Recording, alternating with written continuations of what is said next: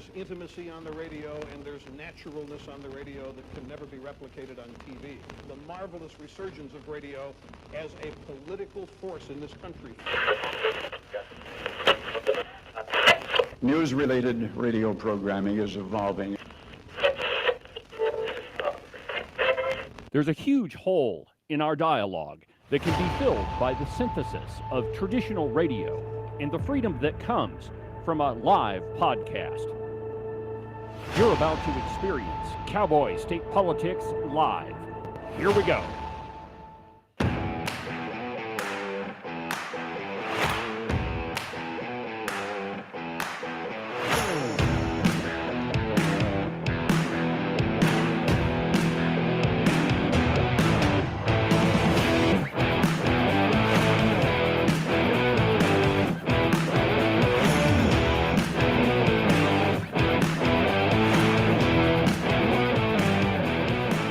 Good morning, my friends, and welcome to another fantastic installment from very high above all the puerile and pedantic forms of Wyoming mainstream media.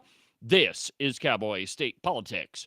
I, of course, am your illustrious host, David Iverson, firmly ensconced behind the silver Cowboy State Politics microphone and broadcasting to you from the base of the Bighorns at the Cowboy State Politics Studio in Sheridan, Wyoming.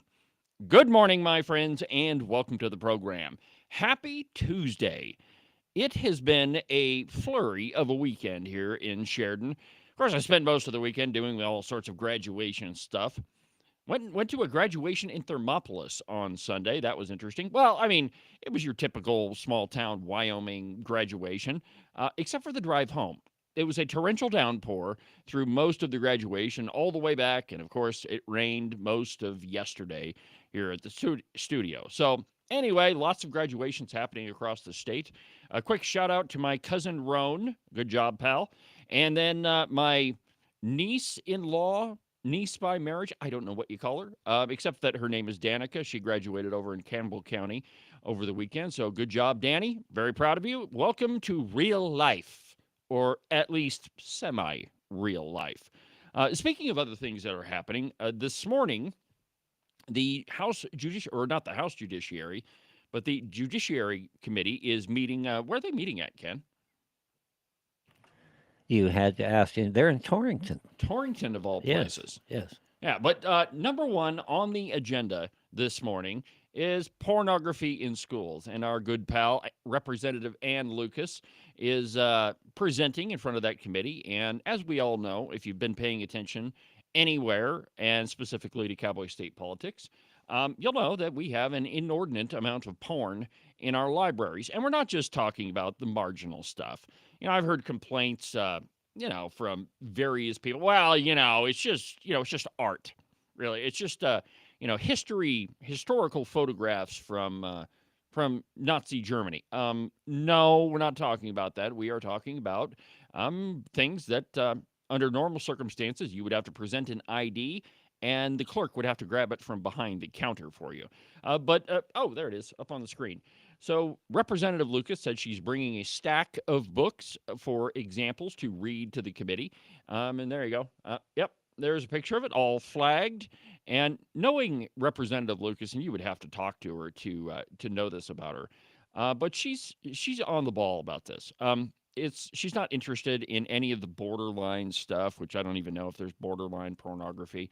But, just the more egregious examples, things that, just about everybody would look at that and say, yeah, that's porn. So anyway, that's going on. And if you're in Torrington and you want to go see a committee meeting, that one might be a good one to go watch. Other things happening in the political world. From Wyopile, an article entitled, Wyoming Lawmakers Go After Funding for State Associations That Sometimes Oppose Their Bills. All right, we have to talk about the titles, first of all. Many of these so-called professional organizations, and there's an organization for just about every elected office, the County Commissioners Association, the the Clerks Association, the Assessors Association, the Wyoming Association of Municipalities. I mean, the list goes on and on. And guess who pays for the membership dues for all of your elected officials? You do. Now, you may say, well, I do want my county commissioners to be able to talk to other county commissioners in the state, find out what other counties are doing. Maybe they've got a solution to a problem that's better than the one we have. Now, that part I'm okay with. The problem is that all of these organizations are lobbyists. And there's nothing necessarily wrong with a lobbyist, unless, of course, they are advocating for things that are against your best interests. And that is absolutely the case with a number of them, specifically the County Commissioners Association. So, I think they're terrible, and I can give you a long list of the bills that they lobbied against. But what do you think, Ken? I think that they set up a straw man, and they're trying to make case, and you can see it in this headline. Oh, yeah. That you guys are just opposed because they're in opposition to you, completely missing our argument. And our argument is, why should taxpayers pay for your professional dues? Absolutely. And it doesn't matter whether you're a physician. It doesn't matter whether you're an attorney. It doesn't matter whether you're a plumber. Yeah. If you want to be an association, I would advise a lot of people to be a member of these associations, except the WCCA. I wouldn't advise that. Yeah, they're terrible. Yeah. But that's fine. But it's not my responsibility to pay for that, because they often, and not even because, it doesn't matter whether they advocate for me. We saw one where somebody was coming out and wanted to run a bill that said there'd be no taxes on guns and ammunition. Woohoo! That'd be great. No, that'd be stupid. Yeah, that's a ridiculous You bill. can't single out one particular industry. But same thing here. Why do we allow certain people to have their professional dues and their view paid for by the public and others not? Yeah, and it gets even more complicated that a lot of these associations advocate for, against your best interest. And the County Commissioners Association is the easiest one to pick on. First of all, the president or the chairman, I'm not exactly sure what the title is, of the Wyoming County Commissioners Association is a lady named, I shouldn't use that term lady so loosely, but her name is Natalia Macker. She's a Democrat from Teton County. Now, there aren't that many Democrats who are county commissioners in the state of Wyoming. There's one or two of them. I don't know about, maybe Teton County, all of them are. But when you compare that to the rest of the state, almost all of the county commissioners are Republicans. Well, Natalia Macker was the only person nominated to be president of the WCCA. Now, how is that possible? That a state jam-packed with Republicans only allowed a Democrat to be nominated. And secondarily, all those Republicans voted for the Democrat. We're just trying to be fair. Yeah. Just trying to be fair. So let's talk about some of the positions.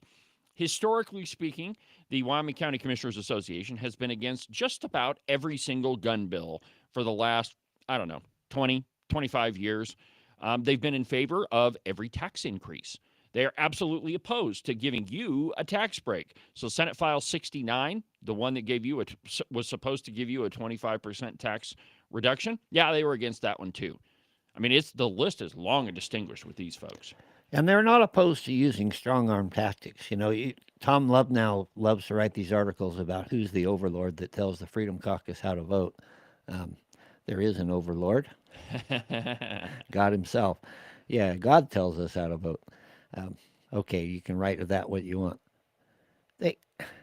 The strong-arm tactics coming from the WCCA, I've actually heard people say, you need to go get hold of your representative and straighten him out. Speaking a county commissioner speaking to another county commissioner, you need to go get a hold of your representative and straighten him out. Yeah.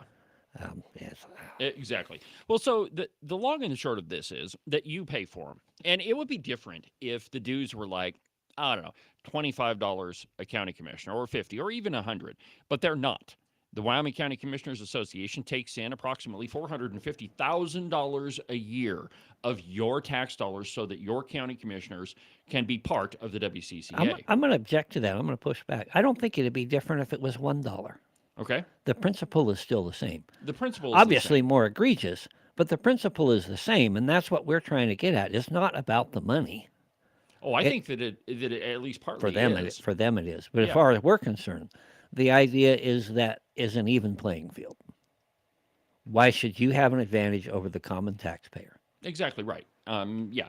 Now, the reason why I said, if it was 25 or $50, we may not argue with it is, okay, so it's 25 or 50, but it's not. We're talking about hundreds of thousands of dollars. Now, when you add on top of that membership into WAM, the Wyoming Association of Municipalities, the amount your county or your town pays is based on your population. And so if you live in a larger town like Sheridan or Casper or Cheyenne, you're going to pay a heck of a lot more than you would for, I don't know, Jeffrey City. I don't even know if they're part of WAM or not, but a smaller town, KC, for example. So they rake in a tremendous amount of money from you. Now, that's just at the county and city level. But when you start adding in professional associations at the state level, the numbers get astronomical. I didn't realize you were going to go here today, right? We have the numbers. They're big numbers. Yeah, we tasked LSO with all the expenditures for this sort of thing, and certainly would be glad to follow up and share those so that people can see them. Maybe we'll do that tomorrow. Yeah. Just so we actually get the numbers and we can throw them up on the website. But just to give you a couple of numbers, so for our Attorney General to be a member, and this one's hilarious, but the organization is called the National Association of Attorneys General, the NAGs. For our Attorney General, Bridget Hill, to be one of the NAGs, it costs you $75,000 a year. 75 grand. If we're talking about the National Coalition, National Confederation, National Convention of State Legislatures, the NCSL, the CHI-COMs, well, that one, we're into the hundreds of thousands of dollars for our state legislature to be part of it. So when you add all this up, we're talking about a tremendous amount of taxpayer dollars that is largely used to advocate against your best interest. Now, let's get down into the piece a little bit. And honestly, Ken, I hadn't intended to go here until I pulled up WyoFile. But anyway, let me just read piece of the article. Quote, as the Wyoming legislature has shifted further to the right in recent years, the conservative concept of gun control has lost sway in debates over several topics. Local control, not gun control. On several topics, guns, education, and taxes. Just a quick question. Why did the legislature shift to the right? Because maybe the electorate is more educated about who these people are that are running for office. The truth is, the vast majority of the populace, and not just in Wyoming, but across the entire country, is a center-right electorate. Most people are conservative. Most people vote with their pocketbook. And when they're informed about who's running for office, they tend to elect conservatives. And that's what we saw in the last election. Continuing with the piece. Now, some state lawmakers want more say over local government spending on dues to associations that advocate on their behalf. Quote, elimination of publicly funded associations prevents taxpayer dollars from being used to fund private entities that may prioritize their own interests over those of the public, Representative Marlene Brady of Green River told the Joint Appropriations Committee. And she is exactly right, that you're using taxpayer dollars to lobby against the best interests of the people that you represent. Endorsed by the Wyoming Freedom Caucus, here we go again. I'd like to add up how many political pieces have been written that don't have the term Wyoming Freedom Caucus in it. Very, very few. I just want to throw this out there too, and it was very striking in Judiciary yesterday. I watched the amount of time given to agencies, to these people, these lobbyists, is extraordinary. It's amazing. It takes up the vast majority of the time. For one thing, general public doesn't show up very often, and we need to change that. We need to be more active. But when they do, they are given the scraps of the time at the end. Now it's getting better because we have some new conservatives in there as chairman, and they're aware of this. But for example, yesterday, there was a district court judge excuse me, he wasn't the district judge. He was the lower one. Anyway, he sat there rambling on and on and on about how the court went. There is no way in hell a private citizen would have been afforded that amount of time No. to sit there and ramble on about his job when all the information that he had was sent to every member that before that. They're responsible for having reading it before that. He did not need to go through and spoon feed it to him, and it pissed a bunch of us off. Well, as it should. There's a lot of committees you go into, and I think you bring up an excellent point, that they'll let the agencies testify, they'll let the lobbyists testify, and then maybe, if there's time left, they'll let the general public testify, and then we're going to pay the dues on top. Yeah, and then we pay the dues for these people on top of it, and it's amazing.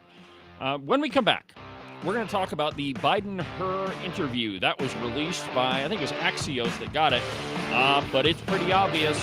It confirms what all of us already knew, that Joe Biden was kind of off his rocker. We'll talk about that when we get back.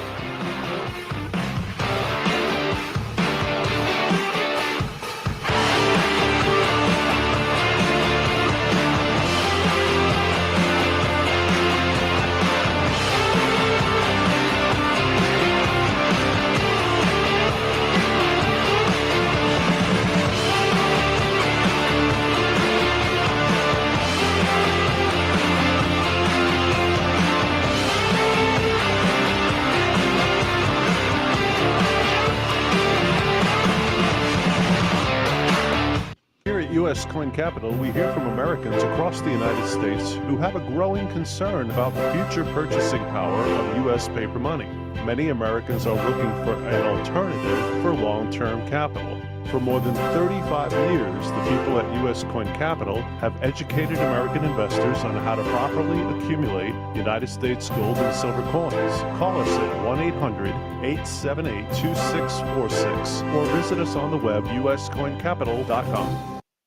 Make sure that you subscribe and follow the Cowboy State Politics podcast. You can do that from the website, cowboystatepolitics.com, or anywhere that you get your podcasts. That way, you'll make sure that you won't miss a single episode of Cowboy State Politics. Some say standing up for what you believe in is being extreme. Ask any woman in Wyoming. They'll tell you this is called courage. The mainstream media claims that holding the line on important issues is being unreasonable. My mom taught me this is called staying true to our principles. In other places, people argue you always have to compromise to get something done. Here in Wyoming, we know that some things are worth protecting at all costs. Some say it's time we give up on the values that made our state great to accommodate toxic culture. I say it's time to stand tall and protect the values that have served Wyoming well for over 134 years. Join Honor Wyoming as we defend and preserve the Wyoming way of life. Find out how you can make a difference today. Visit honorwyoming.org.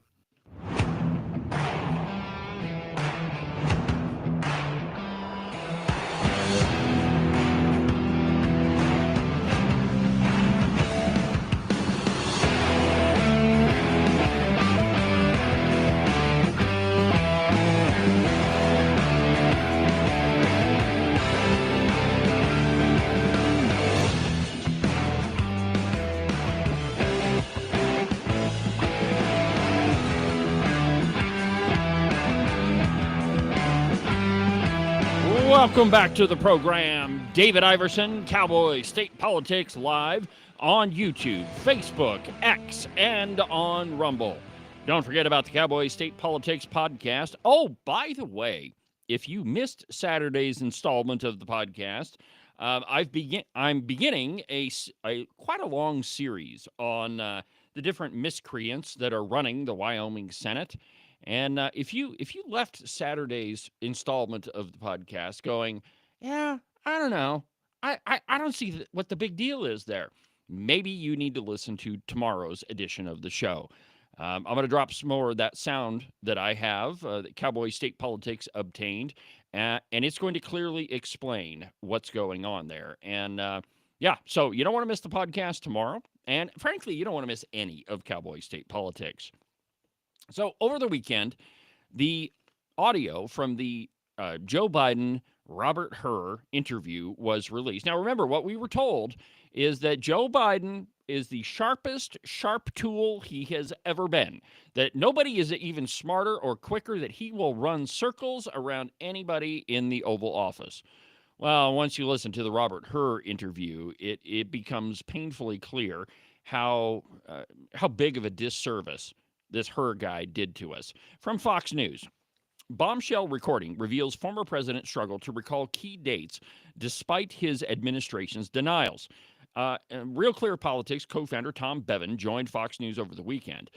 Quote, former President Joe Biden lashed out against special counsel Robert Hur over a report in which he described the longtime lawmaker as a, quote, sympathetic, well-meaning, elderly man with a poor memory.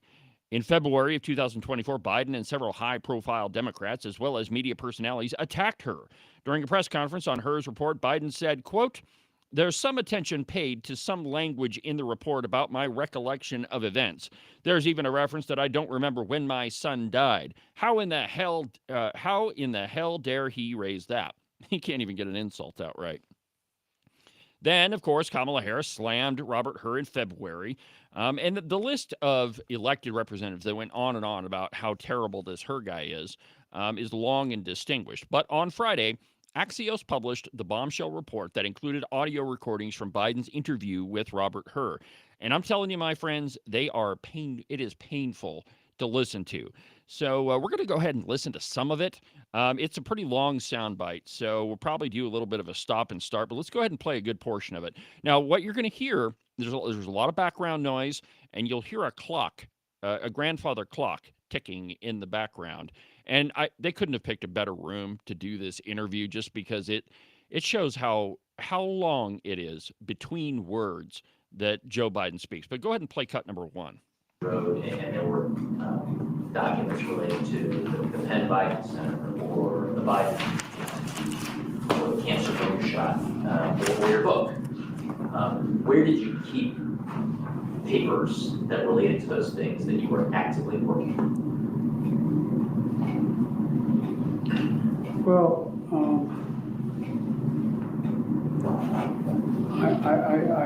I don't know. This is what, 2017, 18, that area? Yes, sir. Remember, in this time frame, my son is either been deployed or is dying.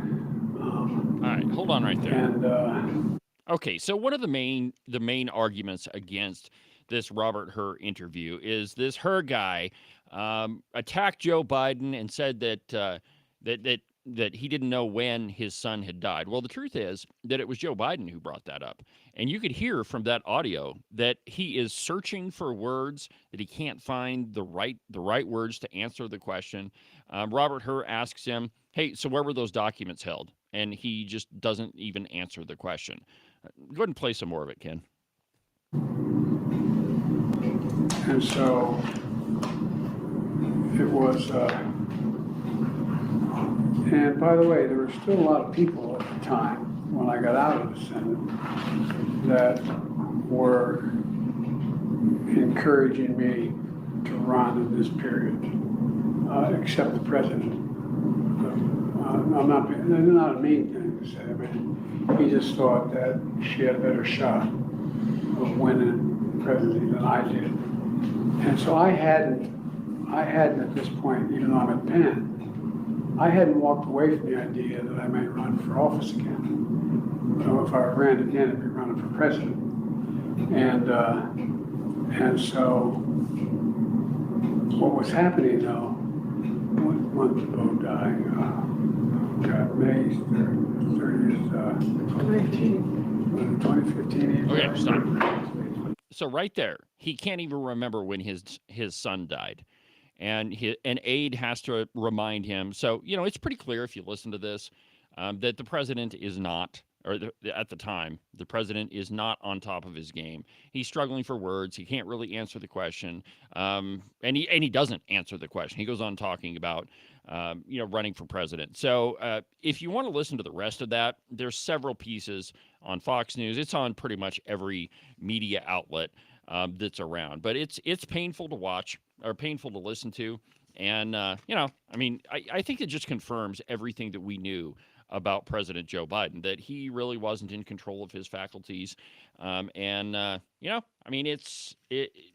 wool was, I would say that the wool was pulled over our eyes, but I don't think that it really was, because I think that most people understood that Joe Biden was not, was experiencing some significant mental decline. He was not the sharp guy that Karine Jean-Pierre made him out to be, and Jen Psaki, and all of that. It just confirms what all of us already knew.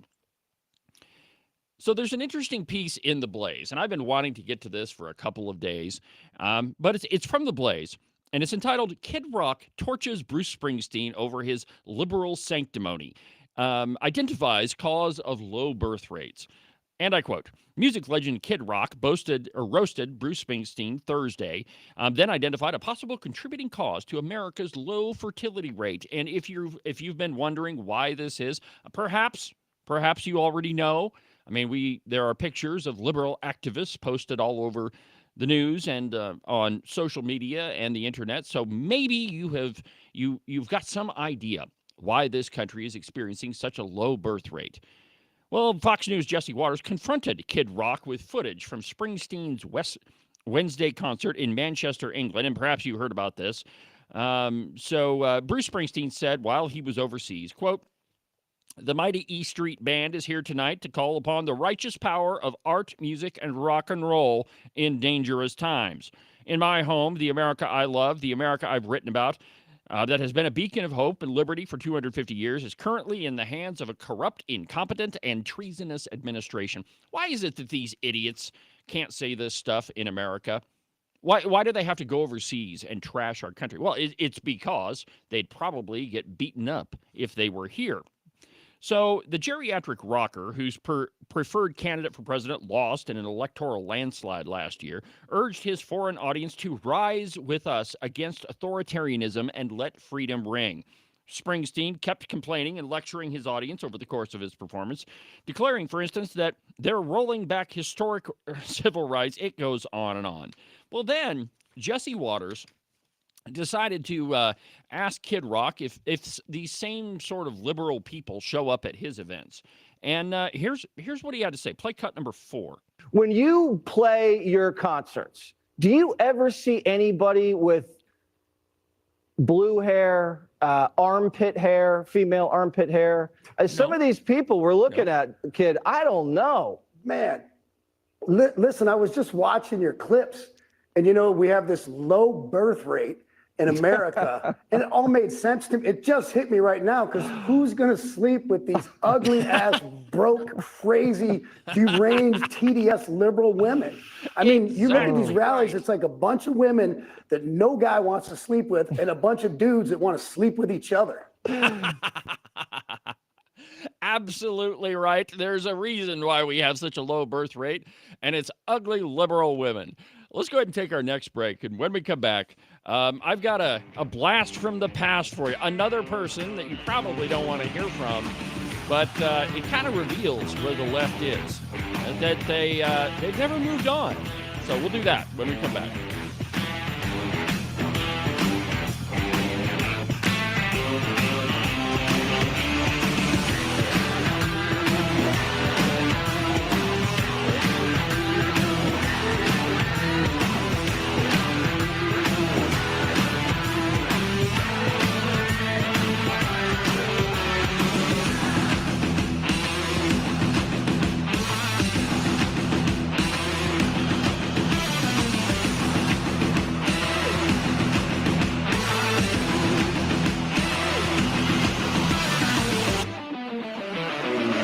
You are listening to Cowboy State Politics Live.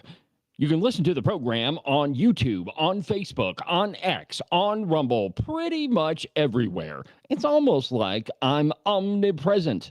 If you miss an episode of Cowboy State Politics Live, you can always go to the live replay, which is located at the website, cowboystatepolitics.com, under the live replay button. You can listen to Cowboy State Politics live every Tuesday through Friday at 8 a.m. You can listen to the Cowboy State Politics podcast anywhere that you get your podcasts. iHeartRadio, iTunes, TuneIn, really any of them will work. But the easiest place is just to go to the website, cowboystatepolitics.com. There you can find all of the shows, as well as any of the articles that I might bring up during the course of a program. That way, if your name is Joe Biden and you can't remember if you had your pudding today, well, I probably can't help you with that, but I can definitely tell you why you should have never ran for president. And now, back to our program.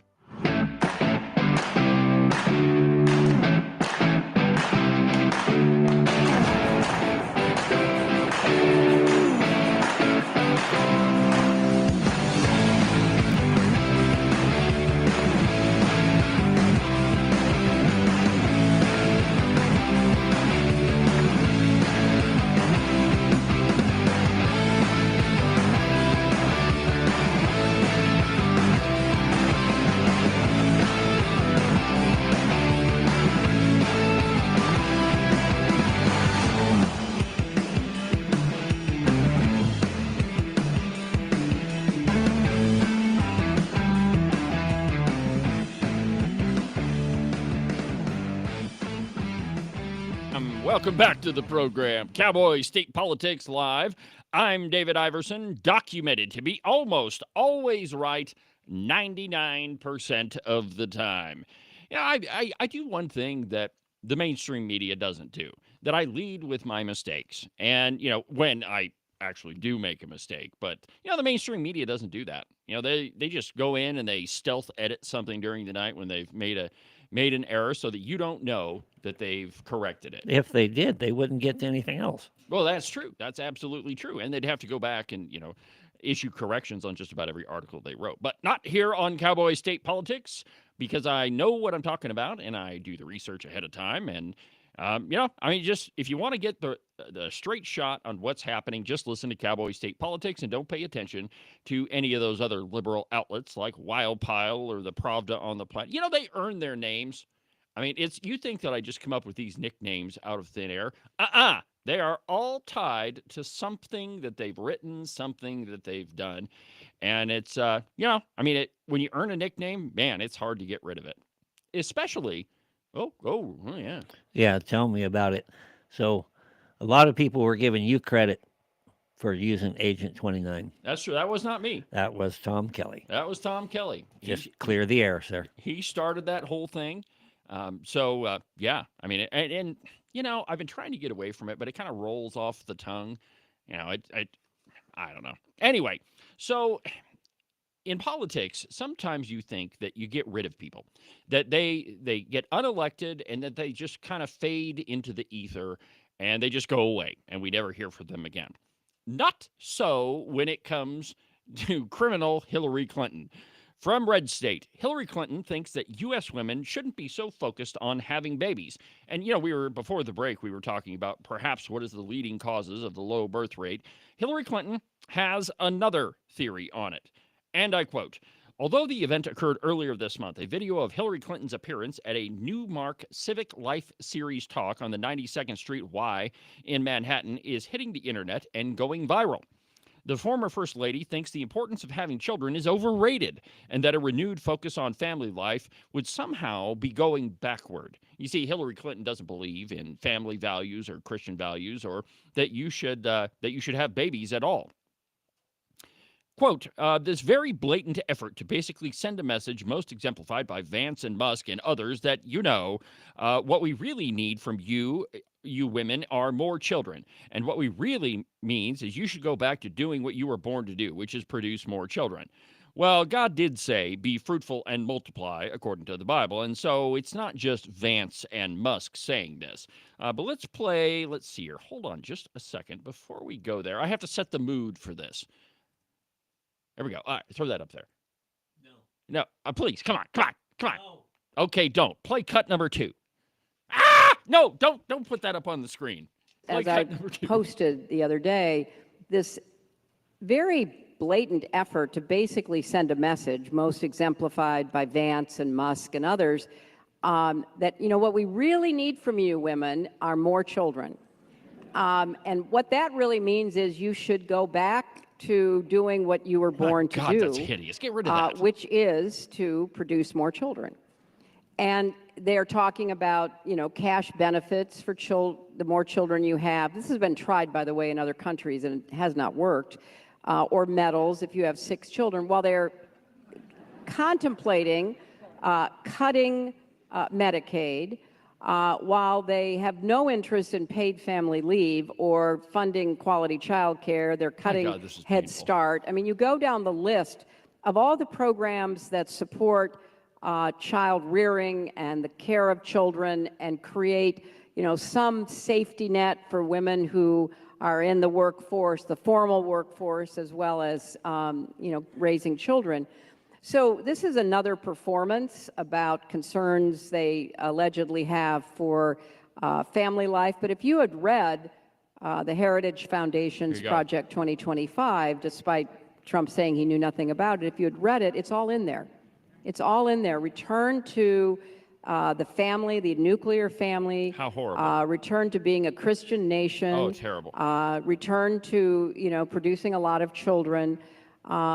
Which is sort of odd because the people who produce the most children in our country are immigrants, and they want to deport them. So none of this adds. Okay, so she's saying that, and it was long, but I wanted you to get the full experience of what the biggest bullet that we dodged when we first elected Donald Trump. I mean, we could have been able to listen to that for 4 years, and I mean, it's not that we really haven't listened to it for a long time, but it's funny that she's whining about.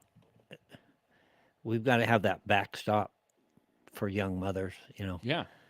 A lot of these young mothers wouldn't necessarily want to be in the workforce. Some do. Great, more power to them. Yeah. But there are a lot of them, like my daughter, for example, who feels compelled to work. Why? Because of inflation, because of the cost of living, because of government overspending, because of government printing money. So we cause the problem that forces us away from that. Absolutely. Yeah, absolutely. And I mean, there is no reason why Hillary Clinton needs to be up there talking about family values. I mean, she is married to Bill Clinton, after all. But she goes on, and she's asked, let's see here. Let's go back to the article, and we'll get there. Let's see here. After rambling on about all the expensive social programs women allegedly need to have babies and how Trump wants to nuke them all, so having babies is a bad idea, Shrillery tried to rehash the Dems' failed Project 2025 narrative. Now, if you haven't read that, I suggest that you do. And this is a report that the Heritage Foundation has put out after every single election. The only difference this year is they actually publicized it, and the Democrats went ballistic over it. But it's got such shocking things in there that perhaps we should return to family values, that perhaps people should start going back to church, that maybe we should pay attention to the Bible and the Constitution. Yeah, all of those things might be a good idea. But none of it is really all that shocking. None of it is, earth-shattering. But then Hillary was asked, well, what's your advice to future female candidates for the office of the presidency? And obviously, I mean, we've got to get better candidates because, it's Hillary. And by the way, did I tell you my theory on vice presidents before we get there? I think that presidents, if you're a Democrat, they choose their candidate for vice president so that it's somebody dumber than them. So, for example, you had Bill Clinton, Al Gore. Al Gore's clearly not as smart as Bill Clinton. And then we have Barack Obama. Barack Obama chose Joe Biden. Definitely not as smart as Barack Obama. And then Joe Biden chose Kamala Harris. Clearly dumber than a fence post. But, I mean, it just kind of underscores how the idiocy of the Democrat Party. But anyway, so back on topic. Hillary Clinton was asked, what's your advice for future female candidates? Play cut number 3. What advice do you have for the first female president of the United States? Well, I have to interject myself. Why would you ask Hillary that question? She's a failed candidate. Just curious. All right, go back. first of all, don't be a handmaiden to the patriarchy. There it is. There it is. That's enough kind of this of crap. You see, the Democrats don't have a new message at all. They always go back to the old, tired arguments of the past. And the reason I bring this up is you hear all over the news, well, the Democrats need a new message. We got to have something new to argue. We need a new candidate. Their backbench is so they don't have anybody on their backbench. Well, the real problem with the Democrats is that it's the same arguments that they have used for 40, 50, 60 years. And you heard it right there. This is like the last month. Right? Hillary Clinton, a product of the 1960s who studied under Saul Alinsky, and she keeps reverting to the classic, what she thinks is classic feminism. Don't be a handmaiden to the patriarchy. And you wonder why your arguments don't resonate with voters. Because we already know that this whole idea of patriarchy and all the feminist ideology that comes out of the Democrat Party doesn't work in the real world. And that is why Democrats lose elections. The only time their ideas work is in theory. When they're put into practice, they destroy the economy, which I guess maybe is part of their goal. But they don't work in the real world, and it's why Democrats lose elections. And it's also why you have a number of Democrats in Wyoming that have registered as Republicans so that they can win elections. Because, if they had actually run as Democrats, they'd lose. So they have to run with a party that can actually fix things, like the economy and make sure that we get our state and our country back on track. So anyway, it's the same tired arguments from the Democrats, and it always has been. When we come back from the break, I want to go back and talk about the Pope, because we're starting to get more information about who he is, what his thinking is. And I'm telling you, it is a truth bomb to the liberal left. They wanted an activist progressive pope. What they actually got was a pope. And we'll talk about it when we come back.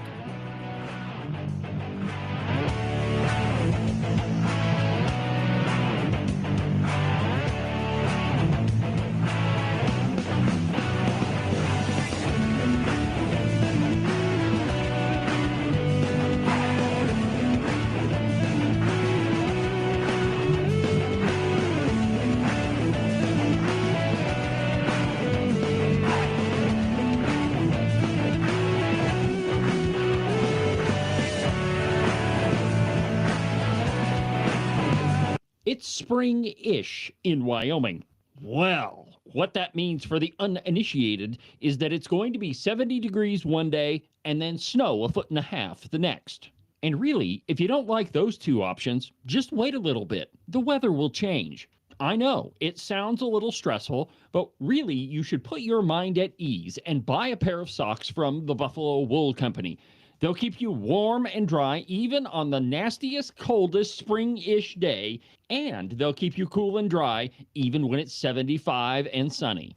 To get you a pair, go to their website, thebuffalowoolco.com. Trust me, you're not going to be disappointed.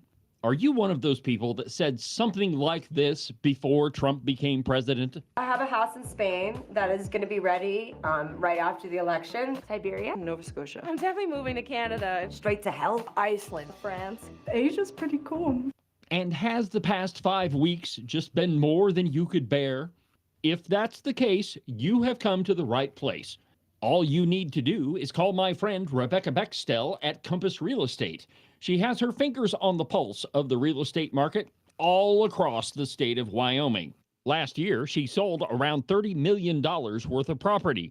Everything from small residential properties all the way up to big giant ranches. So if you've got to get the heck out of Dodge, if you've got to be gone Johnson because you can't stand that Trump is the president, call Rebecca Bextel. Her phone number is 307-699-3519. Let me say that one more time for you in case you missed it.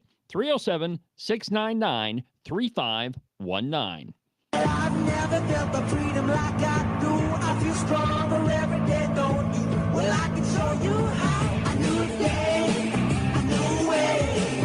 Watch out, I'm only gonna get stronger. A new day, a new way. Watch out, I'm only gonna get stronger. A new day, a new way. Watch out, I'm only gonna get stronger. A new day, a new way. Watch out, I'm only gonna get stronger. I've never felt the freedom like I do. Cowboy State Politics is only going to get stronger. This program is only going to continue to expand.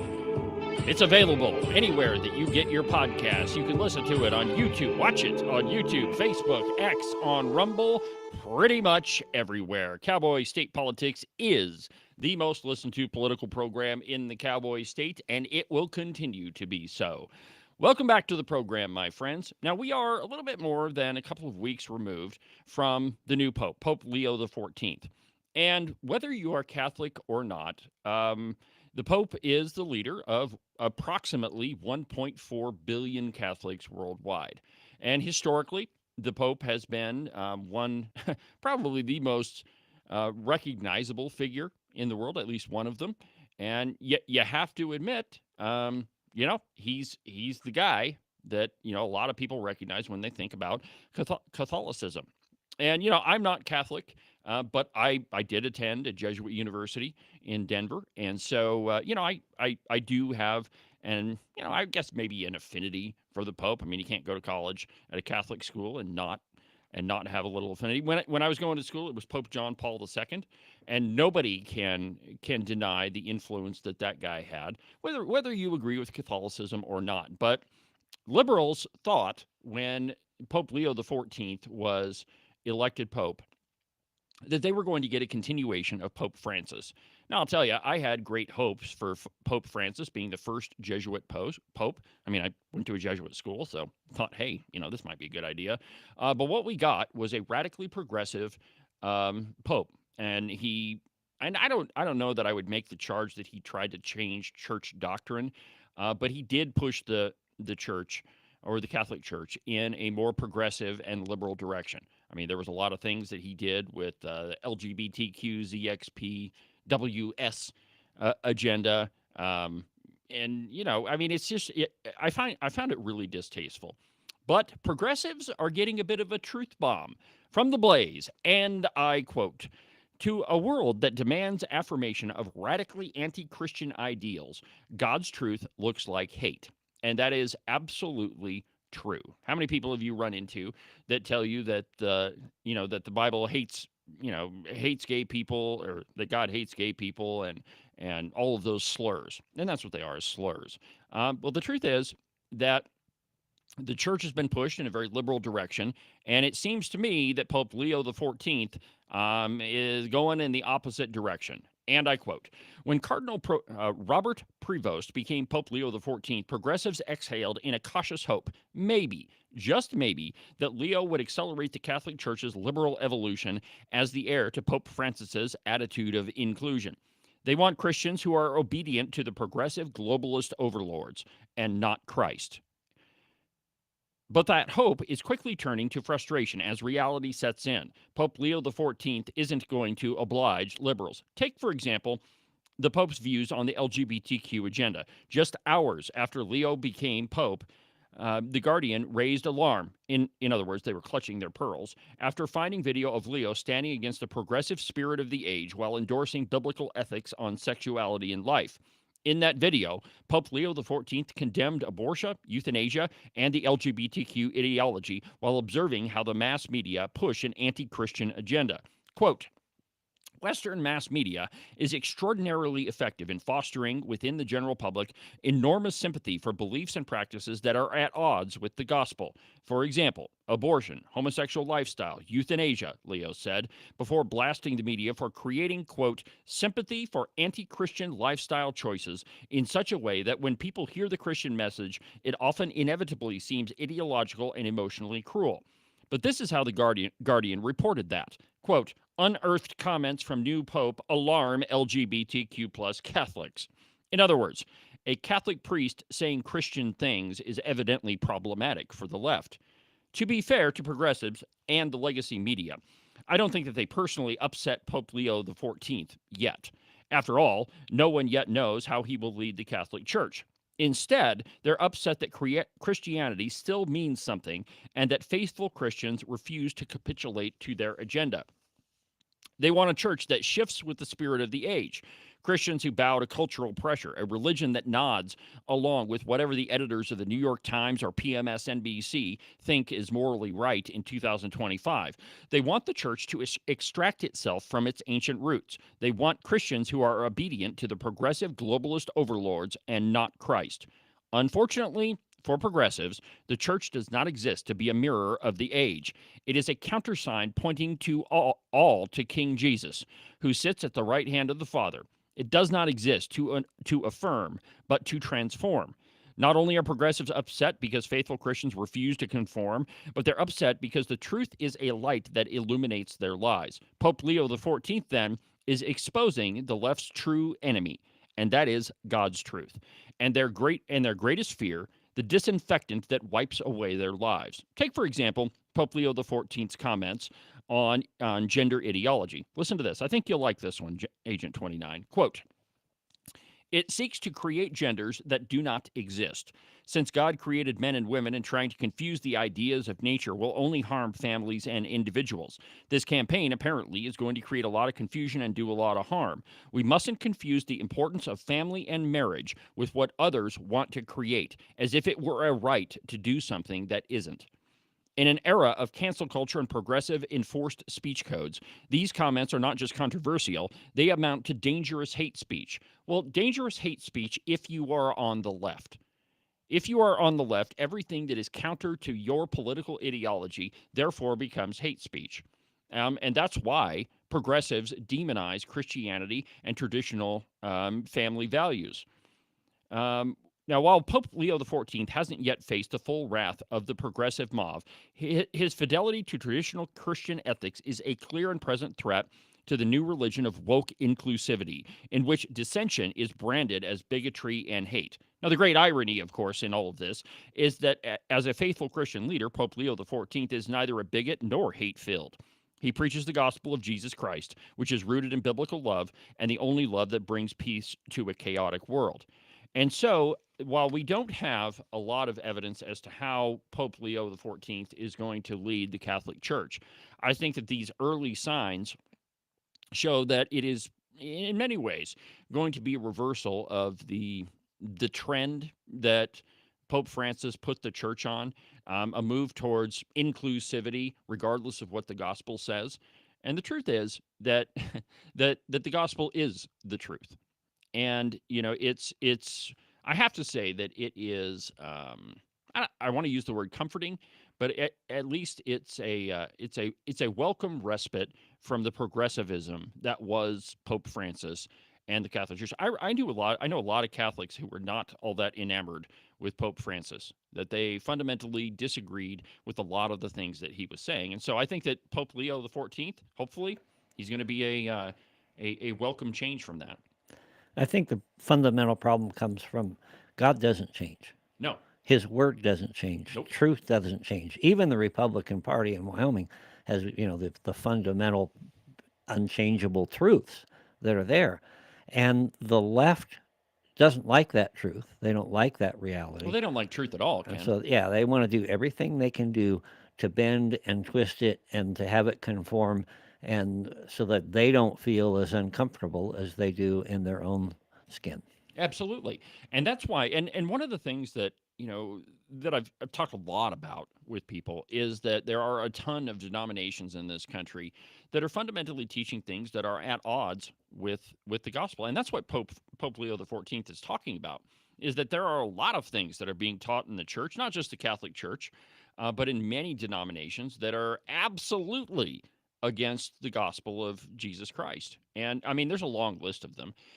But, it's when Pontius Pilate asked Jesus, what is truth? He said, I am the truth, the way, and the light. No one comes to the Father except through me. So, I'm sure it is very uncomfortable for a lot of liberals who, thought that, abortion is okay, that gay marriage is okay, that homosexuality and, the LGBTQ agenda ought to be top of mind for everybody.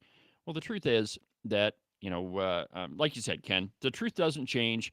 And that is, fundamentally a problem for the American left because, frankly, they don't believe in truth at all. Of CO2 going in the air. Well, folks, eliminate one tax loophole out of $1.6 trillion worth, $1.4 trillion worth. Out of $1.4 billion. That right there, a liberal truth. Yeah, exactly right. Exactly right. We started the program basically talking about how, we were lied to for 4 years about Joe Biden. And, that is liberal ideology right there. That whatever you can convince people to believe, that's okay. That relativistic morals, that's fine. And in a funny way, he kept changing the numbers there. Yeah. Truth is relative. Truth is whatever I say it is. I'll pull something out of my tail and we'll call that truth. Exactly right. So anyway, I think I don't want to say I'm excited to see what Pope Leo is going to do, but I am at least not nearly as disheartened as I was with Pope Francis. Well, we've pretty much burned up the end of another busy broadcast hour on the program. Make sure that you don't miss the Cowboy State Politics podcast that's going to be released tomorrow. I've got more audio from that little fundraiser in Cheyenne. And if you were wondering what the heck was going on in Saturday's episode, well, I'm going to give you the next little piece of it, and it should explain just about everything. So, I don't know about you, but it feels like an hour goes by really quickly. It does go by kind of fast. Yeah. What do you think about maybe going a little longer than an hour? Any thoughts on that? I think we should probably push the program to 2 hours. I know it's a stretch. I know most. But I don't have to play more commercials then, do I? No. Okay. Well, unless we want to. But coming very soon on the program, we're going to go to a 2-hour format. So that you'll get way more Cowboy State Politics live every Tuesday through Friday. By the way, the date and time's not going to change. You can listen to the program every Tuesday through Friday beginning at 8 a.m. And very, very soon, we're going to go to a 2-hour format. You don't realize the work that I go through just so that I can bring you the important news of the day. But we'll do that pretty soon. Until then, from the base of the Bighorns at the Cowboy State Politics Studio, I'm David Iverson, and this is the one and only Cowboy State Politics.